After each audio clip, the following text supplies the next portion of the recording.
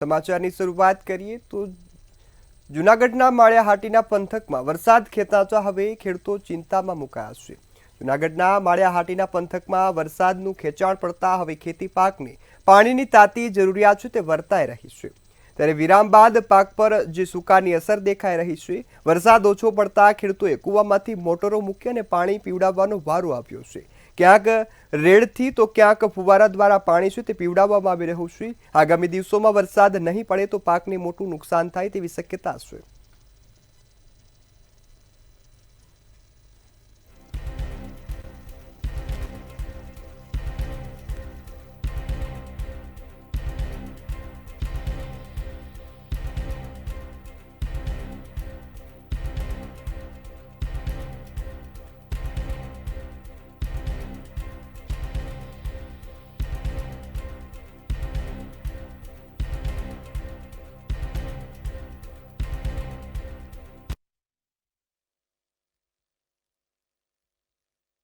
परिस्थिति एवी है कि गुजरात खेडूत रूठी गयो है।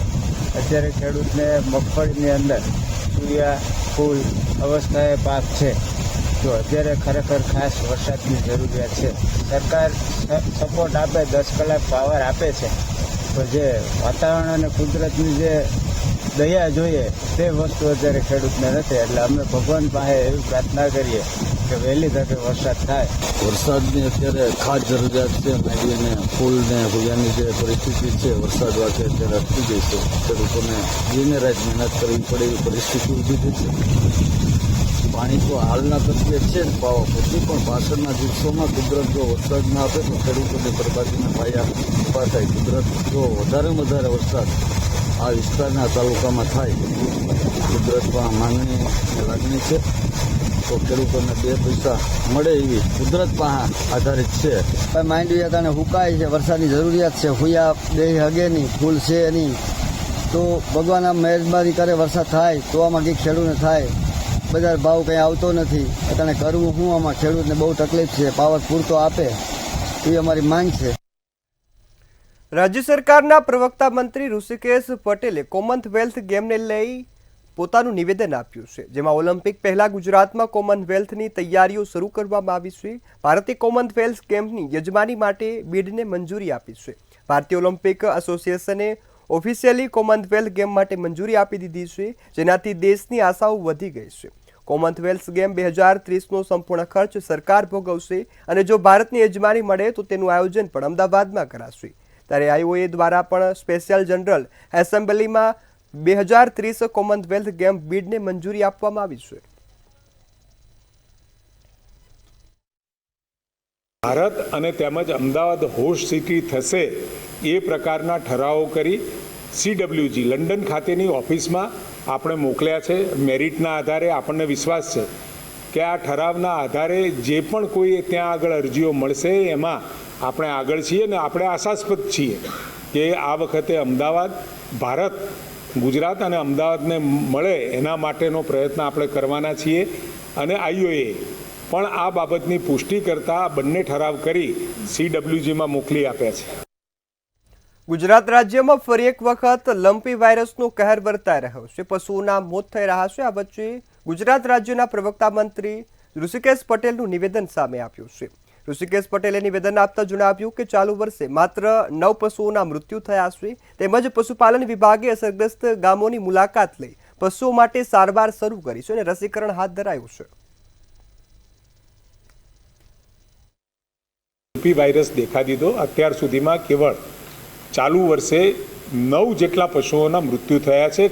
સઘન રસીકરણની ઝુંબેશ રાજ્ય સરકારે આદરી છે અને જે હમણાં ફરીથી કંટ્રોલમાં આવ્યા પછી 2-4 જગ્યાએ જે દેખાયો છે એનું સર્વેલન્સ અને સાથે એનો આગળ ન વધે એના માટે રાજ્ય સરકારે પૂરતી કાળજી લઈ પશુપાલન વિભાગ દ્વારા એની કામગીરી કરવામાં આવી છે અને રસીકરણની કાર્યવાહી પણ સમગ્ર રાજ્યમાં જ્યાં જ્યાં આવા પ્રકારના લક્ષણો દેખાય ત્યાં 100% સેચ્યુરેશન સાથે પૂરી થાય એનો પણ લક્ષ્યાંક રાખેલો છે। મુખ્યમંત્રી ભૂપેન્દ્ર પટેલના અધ્યક્ષસ્થાને કેબિનેટની બેઠક મળી હતી। આ બેઠકમાં અનેક મહત્વપૂર્ણ નિર્ણયો લેવામાં આવ્યા છે। ત્યારે રાજ્યના મંત્રીમંડળની આ બેઠકમાં ખાસ વીજળી અને ખાતરને લઈ મહત્વનું નિવેદન પણ સામે આવ્યું છે। આ બેઠકમાં વીજળી સંદર્ભે લેવાયેલા મહત્વપૂર્ણ નિર્ણય અંગે માહિતી આપતા પ્રવક્તા મંત્રી ઋષિકેશ પટેલે જણાવ્યું હતું કે ગત કેબિનેટ બ્રીફિંગમાં સૌરાષ્ટ્રના ખેડૂતોને 8ની જગ્યાએ 10 કલાક વીજળી આપવાનો હિતલક્ષી નિર્ણય લેવાયો હતો, જે અંતર્ગત તારીખ 9 ઓગસ્ટ 2025થી સમગ્ર સૌરાષ્ટ્ર વિસ્તારમાં ખેતીવાડી વીજ પુરવઠો 8 કલાકથી વધારી અને 10 કલાક કરવાની શરૂઆત છે તે કરી દેવામાં આવશે।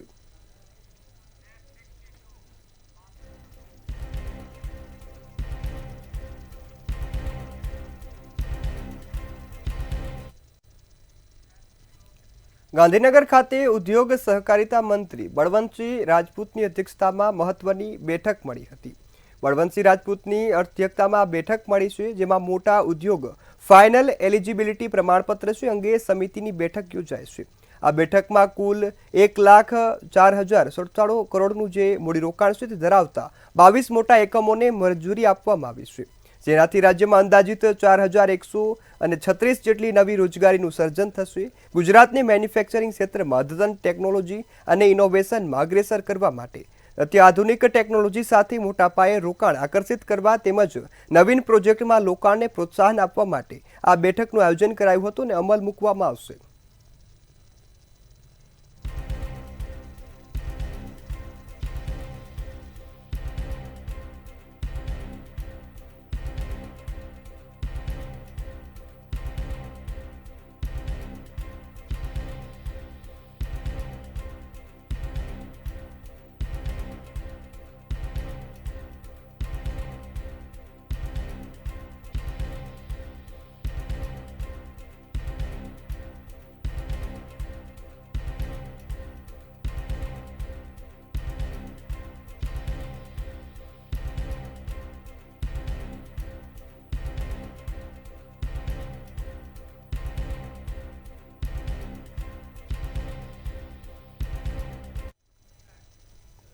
ઉચ્ચ ટેકનિકલ શિક્ષણની સાથે વેબસાઇટનું ઉદ્ઘાટન ઋષિકેશ પટેલની હસ્તે કરવામાં આવ્યું છે।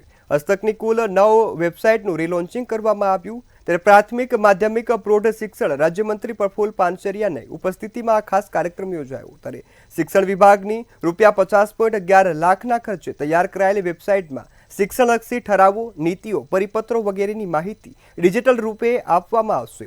આ વેબસાઇટ રીલોન્ચિંગ કાર્યક્રમમાં ઉચ્ચ ટેકનિકલ શિક્ષણ વિભાગના મુખ્ય અધિક્ષક સચિવ સુનય તોમર, પ્રાથમિક અને માધ્યમિક શિક્ષણ અગ્ર સચિવ મુકેશ કુમાર, ઉચ્ચ શિક્ષણ કમિશનર દિલીપ રાણા સહિતના ઉચ્ચ અધિકારીઓ ઉપસ્થિત રહ્યા હતા।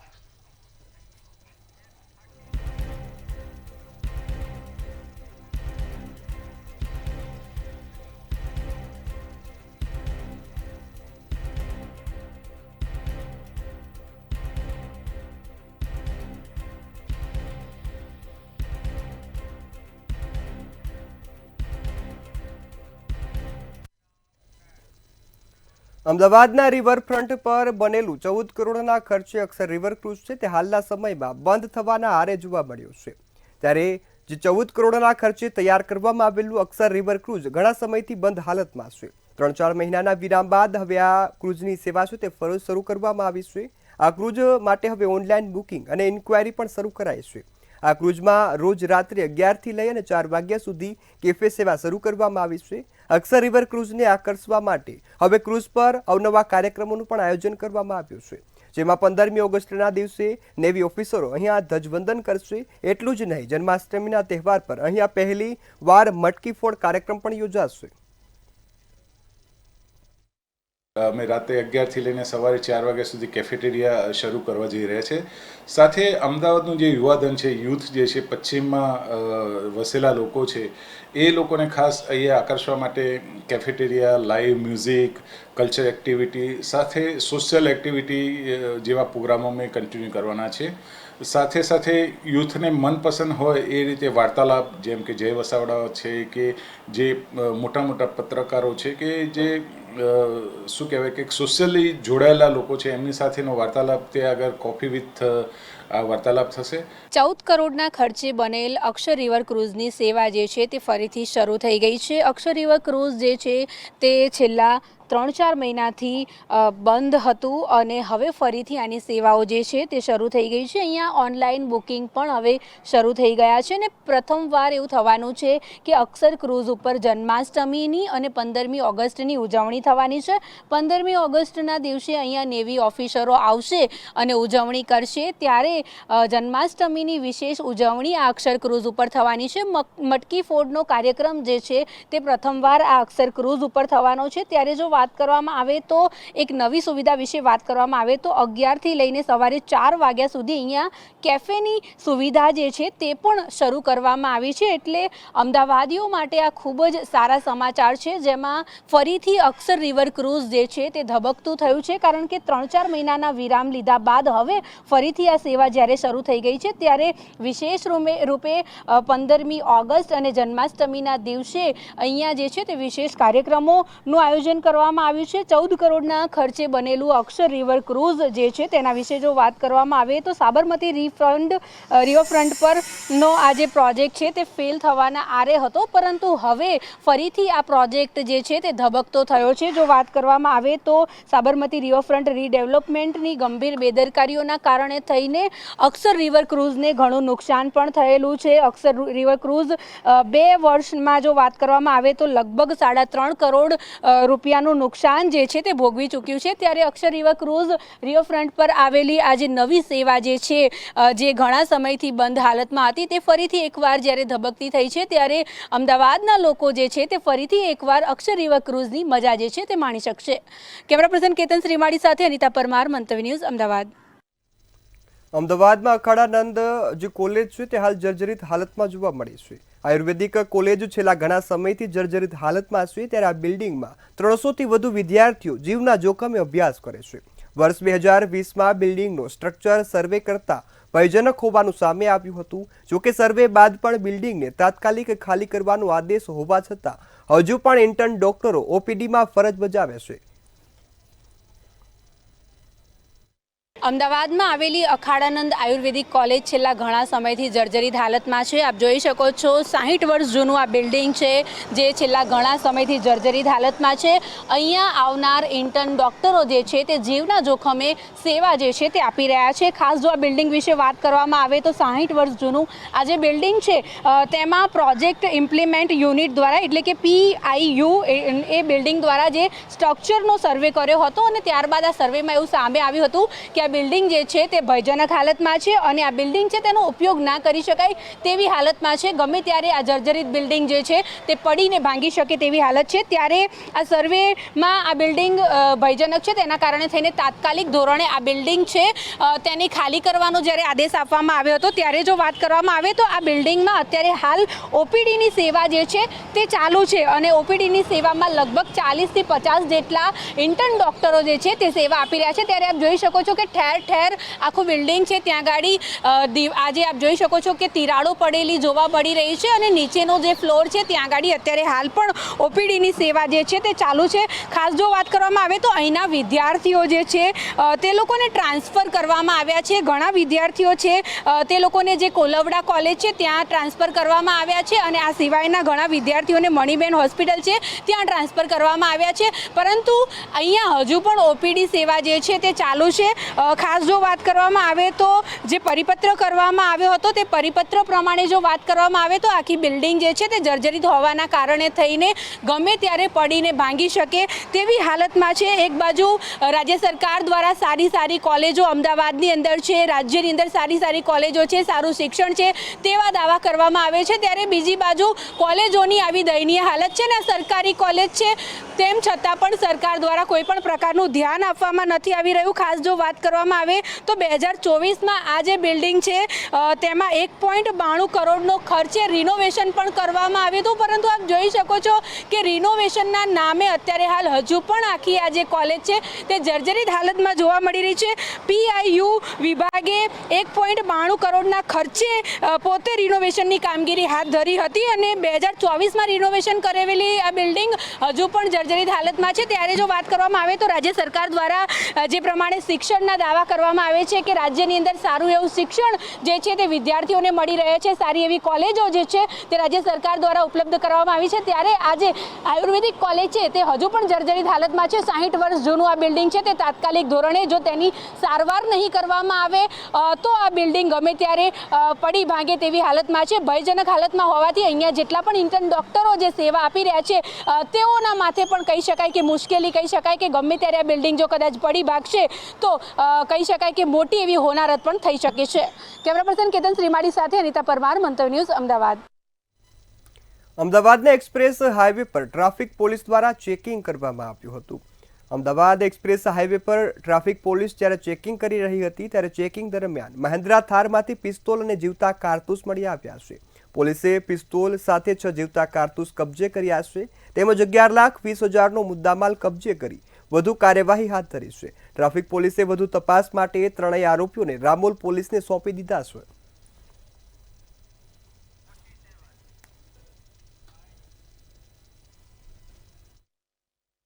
એમને અંગત અદાવત પ્રાથમિક તપાસમાં એવું જાણવા મળે કે અંગત અદાવત હોય, વિભાગપુરાના કોઈ ઇસમ પાસેથી હથિયાર મેળવેલું છે અને તેઓ એસજી હાઈવેથી પોતાની કોફીની પ્રોડક્ટ વેચવા માટે સુરત જઈ રહ્યા હતા. એ દરમિયાન પકડાઈ ગઈ છે. એની આગળની તપાસ રામોલ પોલીસ સ્ટેશનને સોંપેલ છે. એની બેકગ્રાઉન્ડની તપાસ એ લોકો કરશે. અમદાવાદમાં આવેલ ગુજરાત યુનિવર્સિટી વધુ એકવાર વિવાદમાં આવી છે, જેમાં કરોડો રૂપિયાની જમીન છે તે ખાનગી એકેડેમીને પધરાવી હોવાનો વિવાદમાં મધપૂડો ફરીથી હવે છેડાયો છે.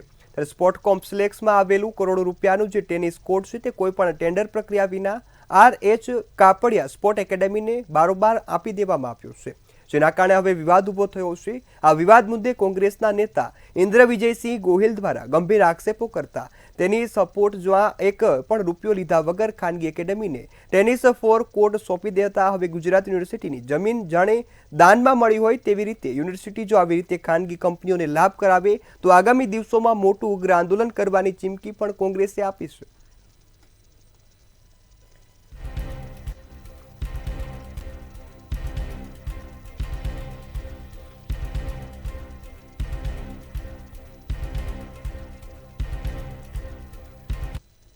વડોદરાના નર્મદા ભવનમાં જે કચેરીઓ ચાલે છે તેને ખાલી કરવાના આદેશ આપવામાં આવ્યા છે. વડોદરાના નર્મદા ભવનમાં સ્લીપ વોકમાં આવેલી જે 45 સરકારી કર્મચારીઓ છે તેને 20 દિવસમાં ખાલી કરવાનો આદેશ જિલ્લા કલેક્ટરે જારી કર્યો છે. જર્જરિત બિલ્ડિંગમાં ₹7 કરોડના ખર્ચે રિસ્ટોફિટ અને રિપેરિંગનું કામ છે તે પણ કરવામાં આવ્યું છે. ત્યારે જનસેવા કેન્દ્ર, CID, મામલતદાર ઓફિસ સહિતની કચેરીઓ નવી જગ્યાએ શિફ્ટ થશે.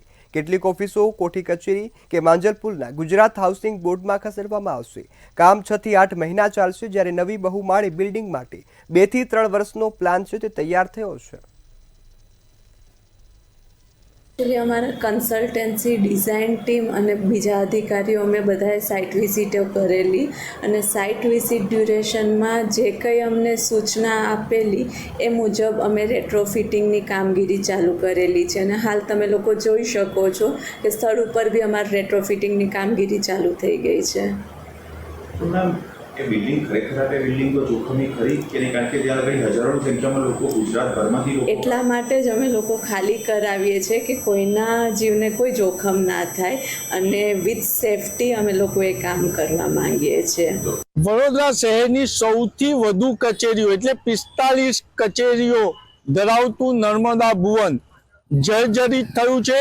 તેના કારણે હવે અહીંથી 45 જેટલી ઓફિસોને શિફ્ટ કરવાનો આદેશ વડોદરા કલેક્ટર અને R&B વિભાગે આપ્યો છે.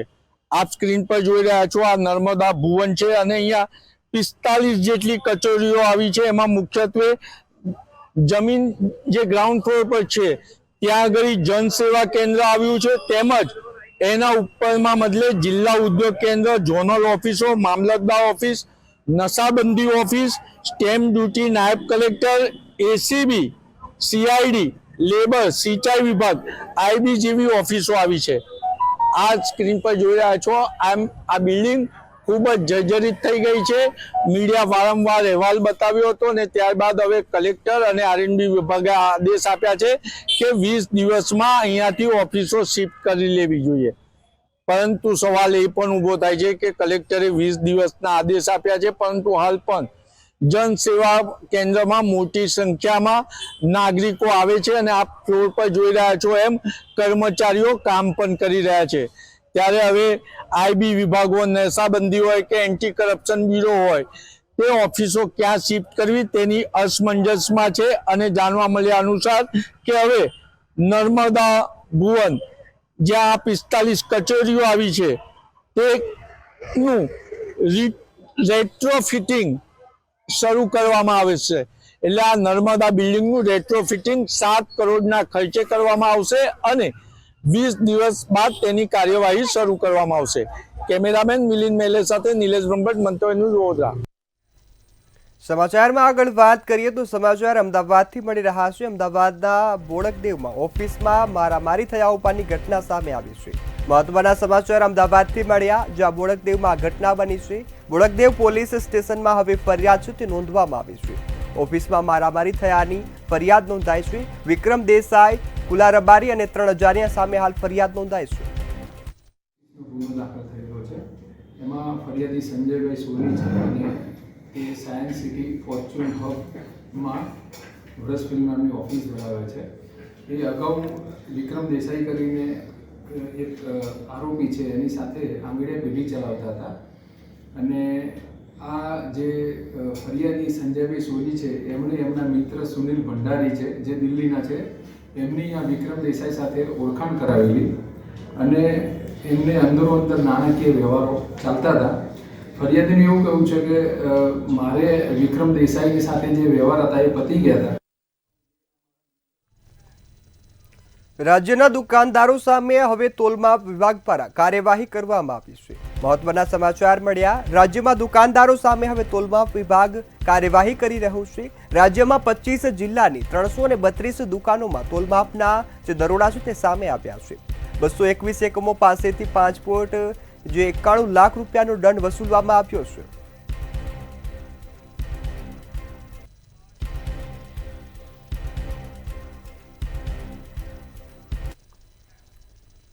આગળ સમાચાર આણંદથી મળી રહ્યા છે। આણંદમાં પતિ દ્વારા પત્ની પર જીવલેણ હુમલાનો બનાવ છે તે સામે આવ્યો છે।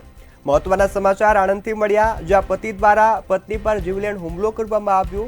ત્યારે વેહરા રાખીથી ખેડા જતા માર્ગ પર આ હુમલો છે તે કરવામાં આવ્યો છે। ખેડા જતા માર્ગ પર આ હુમલો થયો, જેમાં ઈજાગ્રસ્ત પત્ની અને બાઇક મૂકી પતિ છે તે ફરાર થયો છે। સમગ્ર મામલે હાલ ભાણેજના જે બડાપુરા વિસ્તારમાં દંપતીની જે ઘટના છે તે સામે આવી છે।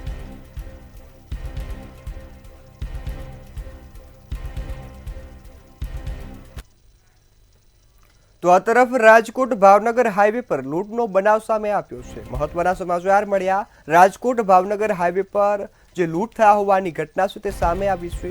ત્યારે લૂંટના ઘટના બાદ હવે ચકચાર મચી છે। કારમાં સવાર એક વ્યક્તિ પાસેથી રૂપિયા 37 લાખની લૂંટ થઈ છે। ત્યારે તંબાથી રાજકોટ આવી રહ્યો જે સમય આ બનાવ છે તે બન્યો હતો। સમગ્ર બનાવમાં રૂપિયા લૂંટી અને આરોપીઓ ફરાર થયા છે। હથિયાર બતાવીને 3 થી 4 શખ્સો દ્વારા આ લૂંટ કરવામાં આવી છે અને ફરાર થયા છે।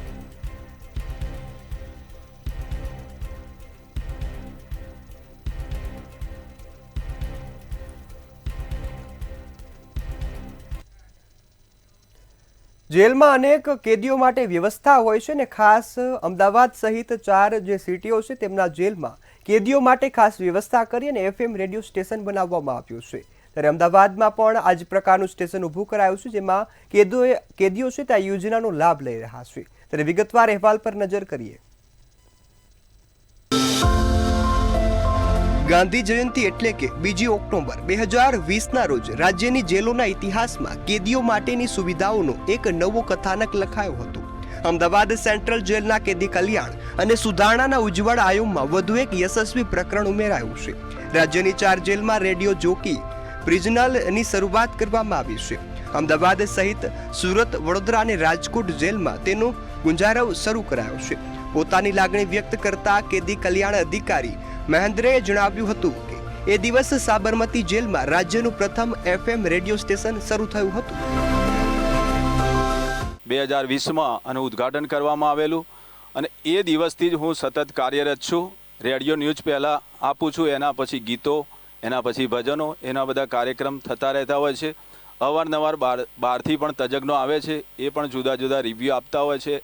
એમના જે અનુભવો છે એ પણ શેર કરતા હોય છે. જેલ કેદીઓના માનસ પરિવર્તન અને મનોરંજન માટે પોતિકા FM રેડિયોના યુગમાં પ્રવેશ કર્યો છે. રચનાત્મકતાનું સિંચન કરતી સર્જનાત્મકતા કેદીઓના જીવન પરિવર્તનનું સશક્ત માધ્યમ બની શકે છે. મોનિટર, કમ્પ્યુટર સહિત FM માટે જરૂરી તમામ ઉપકરણો અને રેડિયો સ્ટેશન ઊભું કરવામાં આવ્યું છે. રેડિયો જોકી ઉપયોગમાં લે તેવા માઇક્રોફોન પણ વસાવવામાં આવ્યા છે. બેરેકોમાં તેમજ જેલ ઉદ્યોગોના સ્થળે કેદીઓને તેનું પ્રસારણ સાંભળી શકે તે માટે સ્પીકર્સ પણ લગાવવામાં આવ્યા છે. રાજ્યની અન્ય જેલો, જિલ્લા જેલો તથા જે અન્ય સેન્ટ્રલ જેલો છે એની અંદર પણ રેડિયો પ્રિઝન કાર્યરત છે. આ રેડિયો પ્રિઝનનો હેતુ બંદીવાનોને મનોરંજન સાથે માહિતી પૂરી પાડવાનો છે. આ રેડિયો પ્રિઝનનું જે બ્રોડકાસ્ટિંગ છે એ સેન્ટ્રલ જેલ જે એરિયા હોય છે એના સીમિત હોય છે. જેલમાં FM રેડિયો સ્ટેશન ચાલુ કરવામાં આવ્યું છે અને તેના માટે જરૂરી સ્ટુડિયો સહિતની તમામ સુવિધાઓ જેલની 4 દિવાલો વચ્ચે ઊભી કરવામાં આવી છે. તેના પર થતા કાર્યક્રમોનું પ્રસારણ જેલની 4 દિવાલો વચ્ચે જ સાંભળી શકાશે. કિંજલ બોરીસા, મંતવ્ય ન્યૂઝ, અમદાવાદ. હાલ મેટ્રો ટ્રેનમાં બસ આટલું જ. વધુ સમાચારોની અપડેટ માટે જોતા રહો મંતવ્ય ન્યૂઝ. નમસ્કાર.